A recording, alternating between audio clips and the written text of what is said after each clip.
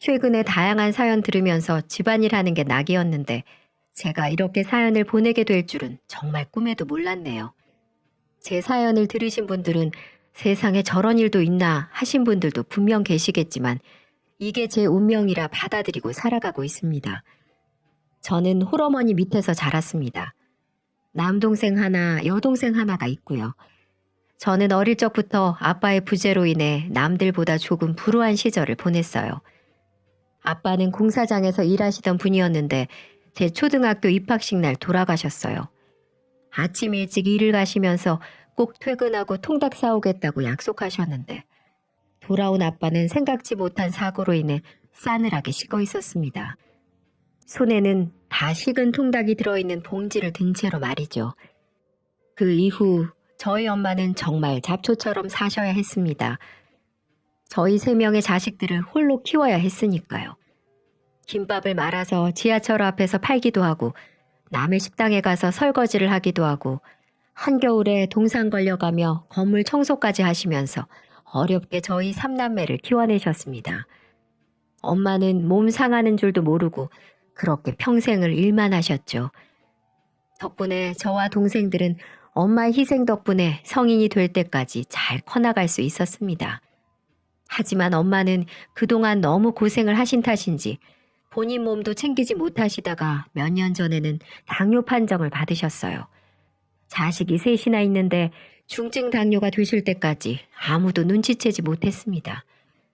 자식들 앞에서 전혀 아픈 내색을 하지 않으셨기 때문이었죠.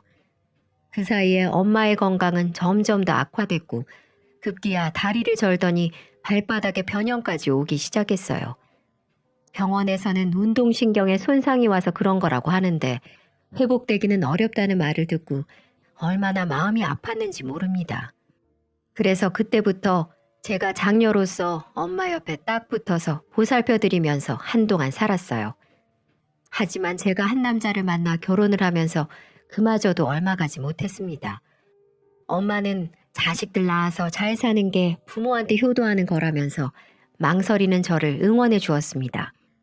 그런 응원 덕분에 무사히 한 가정을 꾸릴 수가 있었어요. 남편은 일반 회사를 다니는 직장인이었는데 연애할 때는 참 성실하고 착하고 듬직한 사람이었습니다. 저희 엄마에게도 장모님, 장모님 하면서 따뜻하게 불러주는 사람이었고 제 동생들에게도 잘 챙겨주는 100점짜리 사위이자 남편이었죠. 이런 남편을 둔 게 제게는 큰 복이라 생각을 했고 저도 아내로서 역할을 다하려고 노력을 했습니다. 하지만 이런 행복은 어느 날부터 무참히 깨지고 말았습니다. 7년이 흐른 후 그때는 제가 둘째까지 낳아서 키우고 있는 상태였는데 남편이 점점 변하기 시작했어요. 집에 들어오면 아이들하고 놀아주지도 않고 그냥 침대에 들어가 피곤하다며 잠을 자기 일쑤였고 집안일도 잘 도와준 사람이 집안일은 나 몰라라 하기 시작했죠. 그뿐만 아니라 한 번, 두 번 외박하는 게 점차 늘어나기 시작했고 말투도 점점 거칠게 변하기 시작했습니다. 당신 요즘 왜 그래? 무슨 일 있어? 왜 자꾸 요즘 안 하던 짓을 해? 그런 거 없어. 집구석만 들어오면 답답해서 그래. 그러니까 집에 있을 때는 나 건들지 마. 건들면 이 지긋지긋한 집구석 안 들어올 테니까. 뭐? 어떻게 당신 그렇게 말을 할 수가 있어? 남편은 그렇게 말하고는 저와의 대화조차도 하지 않으려고 하더군요. 왜 이러는지 알 수가 없어 답답했지만 얼마 후 남편이 왜 그러는지 알 수가 있었습니다. 그건 바로 남편이 주식을 하고 있다는 걸 알 수 있었어요. 주식을 해 돈을 따면 기분이 좋아 보였고 이른 날에는 안방에서 나와보지도 않더군요. 그 후로는 완전히 주식에 미쳐서 집은 나 몰라라 하기 시작했습니다. 낮엔 회사에서 국내 주식 차트를 보고 밤엔 집에서 해외 주식 차트를 볼 뿐 그 사람에게 저나 아이들은 없는 존재였습니다. 결혼 초만 하더라도 참 성실하고 착하던 사람이었는데 돈이라는 게 사람을 무섭게 바꿔놓더라고요. 애들한테 신경도 안 쓰고 자연스럽게 부부관계도 멀어졌습니다. 여기서 끝났다면 제가 이렇게 사연까지 보내진 않았을 겁니다. 남편은 운이 좋게도 어느 날부터 주식 투자로 성공을 맛보더니 점점 기고만장해져서 저는 물론 저희 친정을 무시하기 시작하더군요. 한 번은 엄마 생신 선물이라고 들고 왔던 게 아직도 기억에 선명합니다. 검은 비닐봉지에 담긴 시장표 속옷 한 벌, 그나마도 늦게 나타나 생신 축하 한마디 없이 무언가를 바닥에 툭 던지더군요. 생신 축하드려요. 거 쓰시는 것보다 훨씬 비싼 걸 테니까 아껴 쓰세요.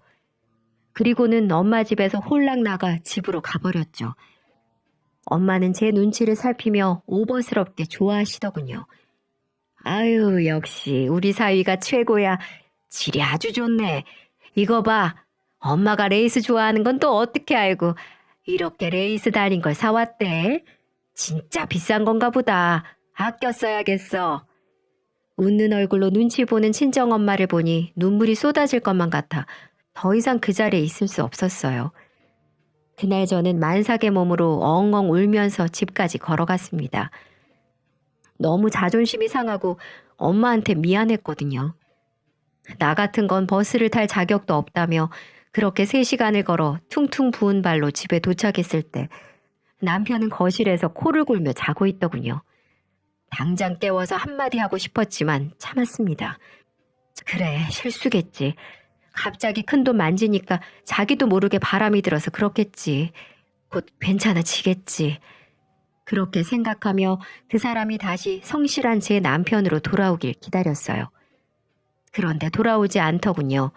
아니, 오히려 저희 친정을 무시하는 행태는 더 심해져만 갔습니다. 동생이 저희 집에 놀러온 어느 날 사건은 결국 터지고 말았어요. 매영, 저 이번에 소개팅 나가는데 용돈 좀 주시면 안 돼요? 옷이 하나도 없어서. 첫 소개팅을 앞둔 제 남동생이 용기 내서 넉살을 부리더군요. 저런 짓도 할 줄 알았나 싶어 피식 웃었는데 그 순간 남편은 제 동생의 뺨을 때렸습니다. 야, 이 그지 같은 새끼야. 옷이 없으면 어디 헌옷 수거함이라도 뒤져서 하나 주워 입어. 돈도 없으면서 무슨 소개팅이야. 너 같은 그지 자식이랑 만나는 여자는 또 무슨 죄냐? 내가 무슨 지 통장인 줄 아나? 어디서 구걸질이야? 저와 동생은 그 자리에서 얼어붙고 말았어요. 당신 지금 뭐 하는 짓이야? 애를 왜 때려? 아니, 니네 집구석은 그지 소굴이냐? 뭐만 하면 돈 타령이야. 하여튼 이래서 없는 집은 안 된다니까. 그러면서 휙 나가버리더군요. 울화가 치밀었어요. 아무리 내가 우스워도 그렇지 아무리 돈 좀 번다고 저렇게까지 사람이 변할 수 있나 싶어 혹시 무슨 정신병이라도 걸린 건 아닌가 싶을 정도였습니다.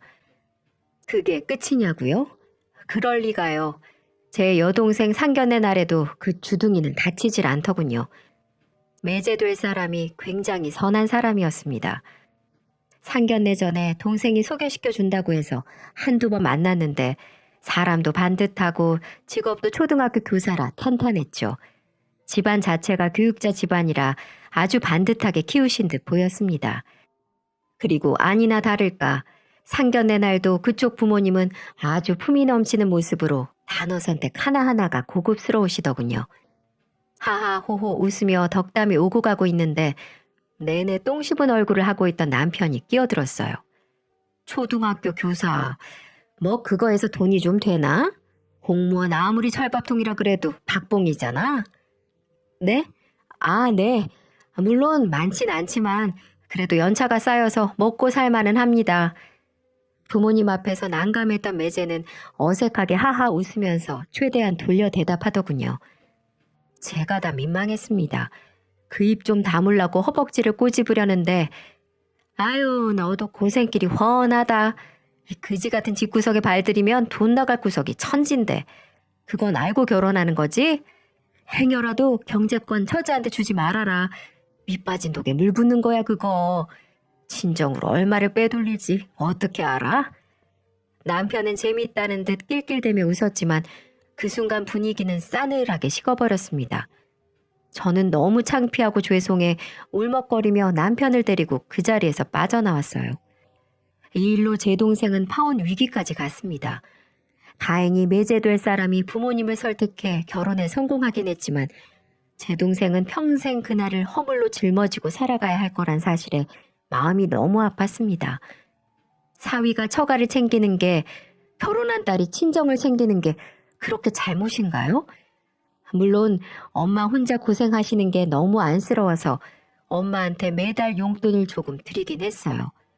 하지만 시댁에는 매달 50만 원씩, 저희 엄마는 매달 20만 원씩 드렸으니 반도 안 되는 금액이었고, 그마저도 엄마가 한사코 사양하셔서 드린 달보다 못 드린 달이 더 많을 정도였죠. 병원 가실 때 병원비 몇 번 내드리고, 당뇨에 좋다는 영양제 몇 번 사드리고, 생신 때 맛있는 곳에서 밥 한 끼 사드리는 게 그렇게 잘못된 건가요? 거지라는 소리 들을 만큼 제가 잘못했나요, 정말? 마누라가 예쁘면 처갓집 말뚝에 절을 한다던데 제가 우습게 보였던 걸까요? 그날 정말 대판 싸웠어요. 당신, 제발 그 입 좀 어떻게 할 수 없어? 우리 집을 아무리 우습게 봐도 그렇지. 어떻게 그런 자리에서 그렇게 말할 수가 있어? 내가 만만해? 우리 집이 그렇게 우스워? 야, 그지 같은 집구석을 거지 같다고 하지 그럼 뭐라고 그러냐? 남자 입장도 좀 생각을 해봐라. 네 동생이야 땡 잡았다고 생각하겠지만 아무것도 모르고 이 집구석에 발들일 남자는 무슨 죄냐? 공무원 박봉에 허구한 날 니네 집에 돈 갖다 바치고 나면 뭐가 남냐? 나도 가끔 죽고 싶은데 걔는 오죽할까? 피식피식 웃으며 말하는 남편 입을 정말 찢어버리고 싶었어요. 집에서 자고 있던 큰애가 깨서 엄마 아빠 싸우는 거냐고 울먹거리는데 남편이 이러더군요. 너도 아빠처럼 살기 싫으면 나중에 커서 여자를 잘 만나야 돼. 집안 빵빵한 여자를 만나야 남자 인생이 피는 거야. 알겠어? 저는 그 길로 애들을 데리고 집 밖으로 나왔습니다. 같은 공간에서 그런 사람과 숨을 쉰다는 것조차 너무 역겨웠거든요. 근데 막상 나오고 나니 친정으로 갈 수는 없었어요. 동생 보기 미안하기도 하고 엄마한테 그런 꼴을 보이고 싶지도 않았거든요. 그래서 하는 수 없이 시댁으로 갔습니다. 가서 어머님을 붙잡고 그동안 있던 일들을 모두 얘기했어요. 그러자 어머님은 저를 꼭 안아주시고는 등을 쓸어주시더라고요. 미안하다 아가. 내가 자식 교육을 잘못 시켰어. 그놈의 자식 다리라도 부러뜨려서 제정신 차릴 수 있으면 지금 당장 쫓아가서 두 다리를 다 부러뜨리겠는데 그것도 안 되고 어떡하니? 이렇게 예쁜 너한테 상처나 주는 그 못난 놈을 어떡하면 좋니? 저랑 어머님은 한참을 그렇게 끌어안고 울었습니다. 평소에도 제가 좋아하는 반찬이며 애들이 좋아하는 장난감이며 참 많이도 챙겨주시던 시부모님이셨거든요. 항상 네가 우리 집 보석이라고, 네가 들어오고 우리 집이 밝아졌다고 예뻐해 주시던 시부모님이시지만 사실 아들 허물 이야기하는 며느리를 감싸주실 거라고는 생각 못했어요. 그래도 네가 잘해야지, 참고 살아야지 하실 줄 알았는데 제 마음을 보듬어 주시고 이해해 주시니 끝도 없이 눈물이 났습니다. 이런 시부모님을 실망시키고 싶지 않았어요. 그래서 한 번 더 참고 살아보기로 마음먹었습니다. 그런데 그런 저의 다짐이 무색하게 얼마 가지 않아 또다시 사건이 터지고 말았습니다. 여느 때와 같이 남편은 출근하고 애들도 학원에 가서 평화로운 시간을 보내고 있었죠. 대청소를 해볼까 이불 빨래를 할까 고민하던 제게 전화 한 통이 걸려왔어요. 친정엄마더군요. 엄마 웬일로 먼저 전화를 다 했어? 무슨 일 있어? 아이고 내가 서러워서 살 수가 없다. 늙으면 죽어야지. 저승사자는 나 안 데려가고 뭐 한다니? 엄마가 그렇게 우는 건 제 평생 처음이었어요. 어린아이처럼 엉엉 우시더군요. 저는 깜짝 놀라 지금 당장 가겠다는 말을 남기고 전화를 끊었습니다. 그리고 곧바로 엄마 집으로 갔어요. 몇 달 동안 못 본 엄마는 그새 더 야위고 늙어 계시더군요. 얼마나 울었는지 옷이 하얗게 소금기로 젖어 있었어요. 엄마, 무슨 일이야? 무슨 일인데 그래? 아니야, 됐어. 너는 모르는 게 나아. 아니, 무슨 일이냐고. 말해봐, 얼른. 자꾸 시선을 피하는 엄마에게 소리를 꽥 질렀어요. 그렇게 마지못해 듣게 된 이야기는 충격적이었습니다. 당뇨로 더 이상 식당 일을 할 수 없었던 엄마는 연금만으로 살기는 조금 벅차셨어요. 그래서 한 푼이라도 벌어보려고 얼마 전부터 폐지를 주워다 파셨다고 했습니다. 그러다가 그날 우연히 식당가 앞에서 제 남편을 마주쳤대요. 엄마는 오랜만에 만난 사위가 반가워서 절뚝거리는 발로 다가가는데 남편은 계속 시선을 피했답니다. 그래서 못 알아본 줄 알고 가까이 가서 인사를 하셨대요. 아유, 김서방, 여기서 다 만나네. 밥은 먹었어?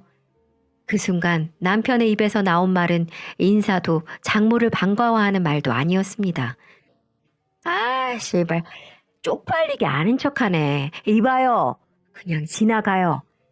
뭐? 그래, 알겠네. 엄마는 그 말을 듣고 그 자리에서 바로 돌아서셨다고 해요. 주변에 있던 회사 동료들이 남편한테 아는 사람이냐고 물으니 남편은 아유, 아니야.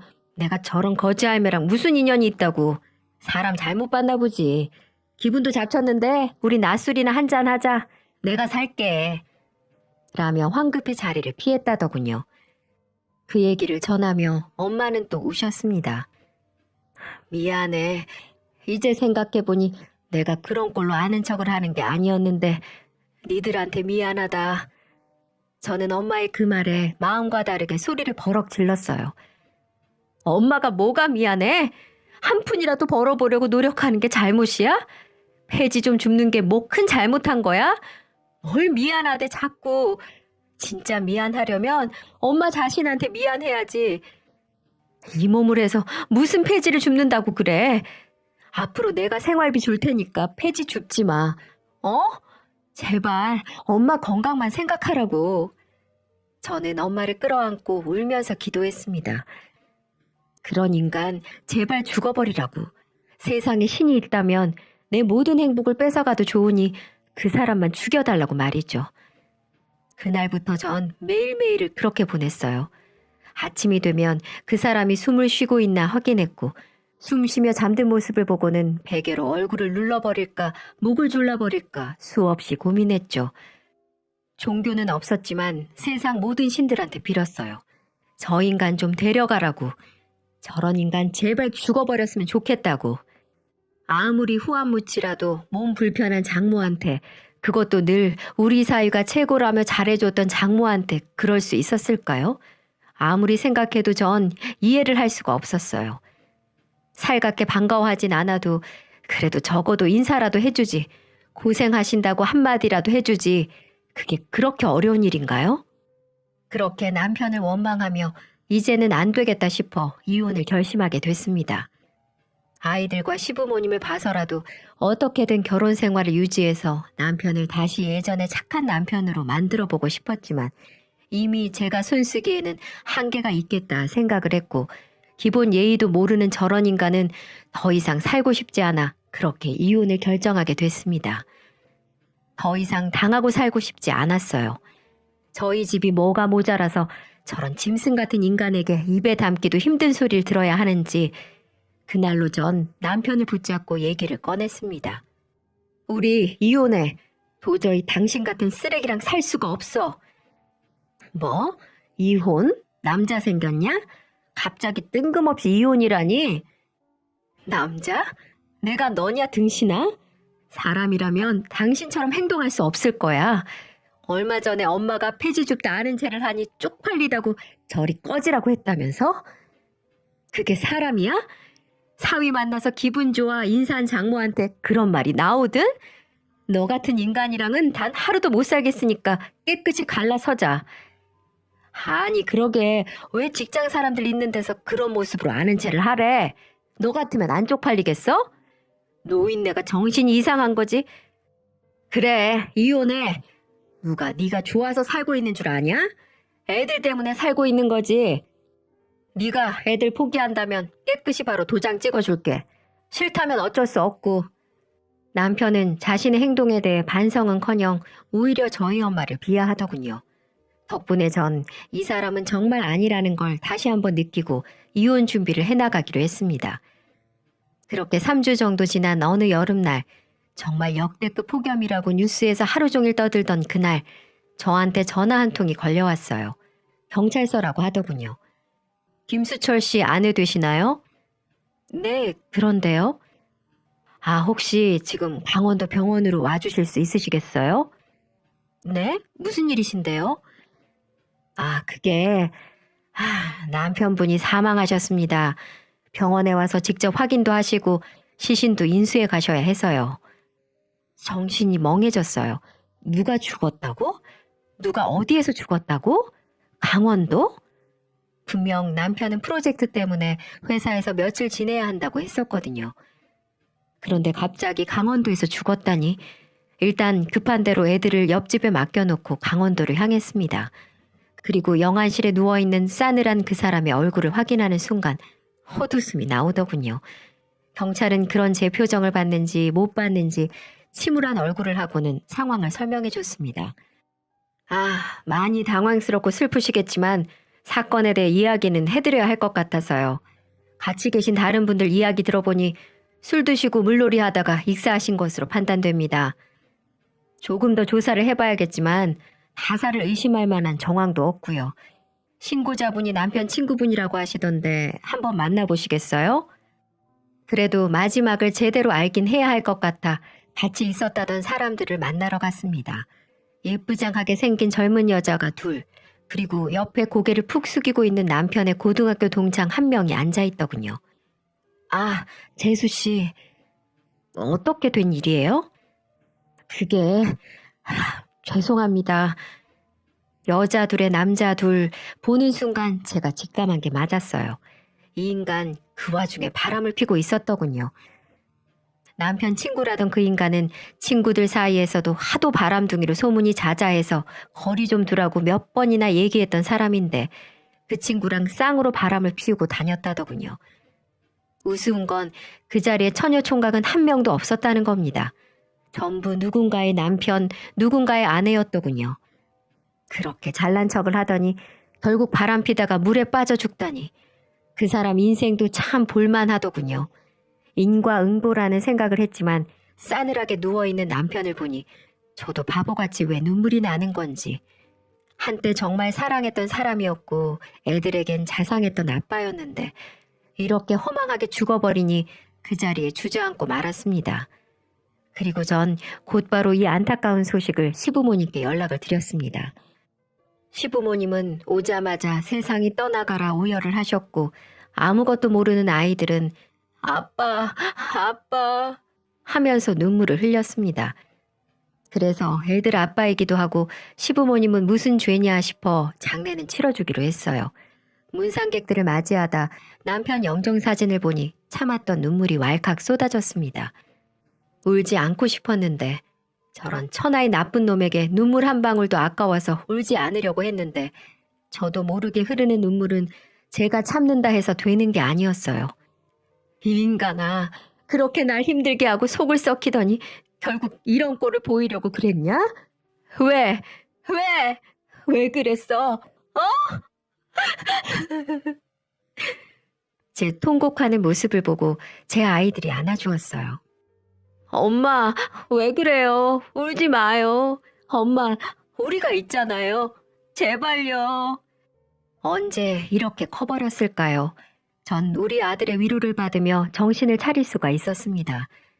그렇게 장례를 마치고 집에 돌아오니 남편의 빈자리가 더욱더 느껴지더군요. 너무나 미웠던 남편이지만 남편이 생전에 남긴 물건들을 보면서 정말 세상을 떠났다는 게 실감이 났습니다. 하지만 언제까지 이러고 있을 수는 없었어요. 제게는 저만 바라보는 아이들이 있었으니까요. 그렇게 전 남편 물건들을 하나씩 정리하기 시작했고 남편 앞으로 남겨진 재산들도 확인하기 시작했습니다. 평소에 남편은 제게 생활비만 조금 갖다 주었지 본인이 얼마를 모았고 어디에 투자를 했고 보험이 얼마나 있는지 말을 하지 않는 사람이었어요. 그렇기 때문에 남편에게 얼마간의 재산이 있는 줄은 알았지만 정확히 어디에 얼마만큼이 있는지 알지는 못했습니다. 재산을 정리하는데 제가 생각했던 것보다 재산이 더 많더군요. 게다가 사망보험금도 빵빵하게 들어있어서 보험금, 연금, 주식에 들어있는 돈, 적금들을 다 더해보니 보험금 받고 재산이 무려 5억이 넘었습니다. 저한텐 매달 100만 원 생활비 주면서 좀 아껴 쓰라고, 친정에 빼돌리지 좀 말라고 그렇게 큰 소리를 치더니 정작 자기는 5억이 넘는 돈을 틀어쥐고 앉아 있었더라고요. 그래도 자식들을 위해서 종신보험을 가입했다는 사실은 아빠로서 가장의 역할을 한때는 하려고 했었던 사람인데 너무 안타깝고 마음이 미어졌습니다. 그 이후 전 남편이 남긴 재산 덕분에 애들한테 엄마 노릇도 제대로 할 수 있었어요. 둘째가 가고 싶다던 바이올린 학원도 보내주고 첫째가 갖고 싶다던 피아노도 사주고요. 또 집도 넓은 집으로 이사를 해서 몸이 불편하신 엄마를 집으로 모셨습니다. 반지하에 사시는 엄마가 마음에 항상 걸렸었거든요.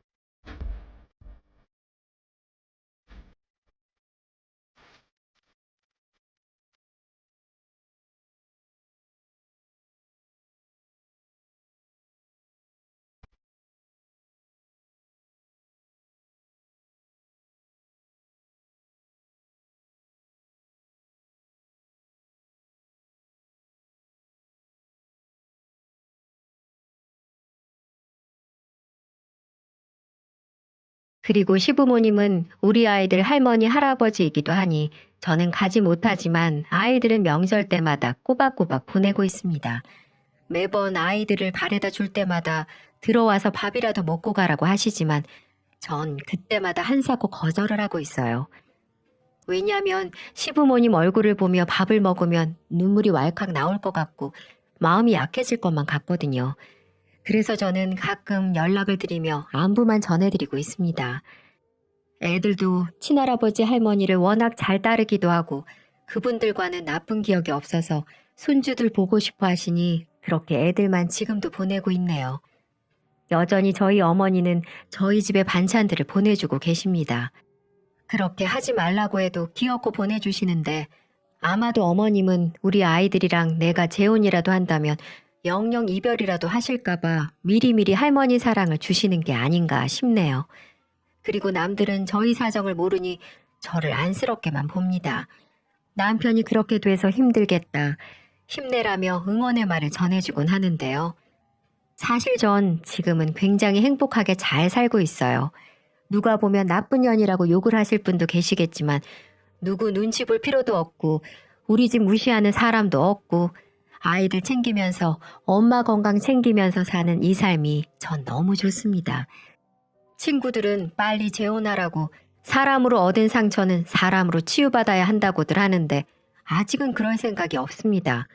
아마도 저는 평생 혼자 살지 않을까 싶어요. 남자라면 이제 정말 지긋지긋하거든요. 좋은 사람을 만나 알아가고 사랑하는 게 지치기도 하고요. 또 전 남편처럼 변하지 말라는 법 없잖아요. 그 사람도 처음엔 정말 성실하고 다정한 사람이었던 것처럼 지금 나한테 잘해주는 사람이라 할지라도 언제든 변할 수 있다고 생각하니 소름이 끼쳐서 결혼 같은 건 두 번 다시 하고 싶지 않아요. 애들도 아빠를 별로 찾지 않습니다. 얼마나 애들한테 소홀했으면 한순간에 사라진 아빠를 찾지도 않네요. 아이들도 지금이 좋다고 합니다. 맨날 화내는 아빠가 없어서 마음이 너무 편하다고요. 역시 사람은 사라지고 난 뒤에야 그 사람이 어떻게 살아왔는지 비로소 알게 되는 것 같습니다. 죽고 나서 자기 자식한테도 외면받는 그 사람은 지금쯤 어떤 기분일지 궁금하네요. 그래도 돈을 많이 벌어서 좋은지 그거면 정말 다 된 건지 말이죠. 이제라도 우리 세 식구, 아니 엄마까지 네 식구 오순도순 잘 살아보려고 합니다. 누군가는 저를 손가락질할 수도 있겠죠. 그래도 남편이 죽었는데 어쩜 그럴 수 있냐고. 하지만 저와 같은 일을 겪어보신 분이라면 누구든 이해하실 거예요. 남편이 죽고 나서야 비로소 홀가분해진 제 심정을요. 그런 말이 있더라고요. 곰팡이가 있어서 어둡고 지저분한 게 아니라 어둡고 지저분해서 곰팡이가 생기는 거라고. 그 사람 인생도 마찬가지라고 생각합니다. 저는 그 사람 인생에 곰팡이가 생기면서 그렇게 사람이 변한 건 줄 알았는데 사실은 본성이 그랬던 거였어요. 그러니 성공이라는 달콤한 열매를 맛보고 난 뒤 가면을 벗고 원래대로 돌아간 거겠죠. 저는 꼭 그 사람과 반대로 살아가려고 해요. 다른 사람도 돌아보고 주변도 살펴보면서 그렇게 느긋하게 살아보려고요. 그리고 그 사람을 그만 미워하기로 했어요. 미움이라는 곰팡이가 제 마음에 더 이상 퍼져나가지 않도록 말이에요. 지금까지 긴 사연을 들어주셔서 감사합니다. 아마도 지금 이 순간이 제가 남편을 기억하는 마지막 순간일 겁니다. 앞으로는 잊고 살아가려고 합니다. 그 마지막 순간을 함께 해주셔서 감사합니다. 다들 건강하시고 하루하루 행복한 하루 되시기 바랍니다.